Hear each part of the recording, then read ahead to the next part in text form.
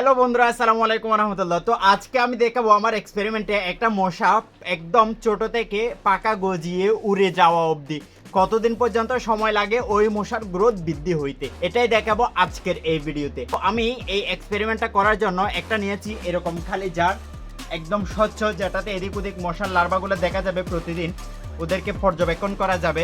নিয়েছি একদম fresh mineral water কিছু, আর সাথে নিয়েছি বেশ কিছু মশার লার্ভা। তো আমি আমার এক্সপেরিমেন্ট করার জন্য এখানে নিয়েছি বেশ কিছু মশার লার্ভা, যেগুলো এখনো একদম পিচ্ছি পিচ্ছি, এখনো পাকা গজায় নাই। তো এইগুলাতে পাকা গজিয়ে উড়ে যাইতে কতদিন সময় লাগবে এটাই দেখাবো আমার এই ভিডিওতে। তো আমি শুরুতে মশার লার্ভাগুলো আমি এই জারের মধ্যে ঢুকাবো, সবগুলা একদম সবগুলা মশার লার্ভাগুলো আমি এই জারের মধ্যে ঢুকাবো।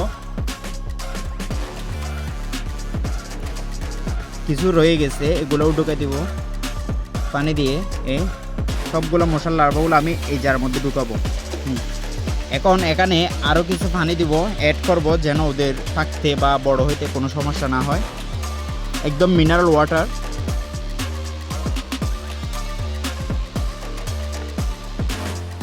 তো আমি এটা আপাতত ক্যাপ হালকা লুজ করে রেখে দিব, একদম টাইট করব না, যেন ওরা অক্সিজেন নিতে পারে। ওগুলো তো কতগুলো প্রাণী, এরাও যেন অক্সিজেন নিতে পারে, এই জন্য আমি রেখে দিব। তো এই যে মশার লার্ভাগুলো দেখা যাচ্ছে, ওরা বেশ নড়াচড়া করতেছে, বেশ নড়াচড়া করতেছে। তো এতটুকুর মধ্যে রেখে দিব।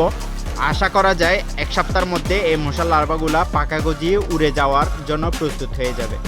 তো আমার এই মশার লার্ভাগুলো বড় হওয়ার জন্য রেখে দিব এক সপ্তাহ পর্যন্ত। এর মধ্যে কতদিনে এই মশার লার্ভাগুলো বড় হয় সেটাই দেখব। দ্বিতীয় পার্টের জন্য প্রস্তুত থাকুন সবাই। ধন্যবাদ।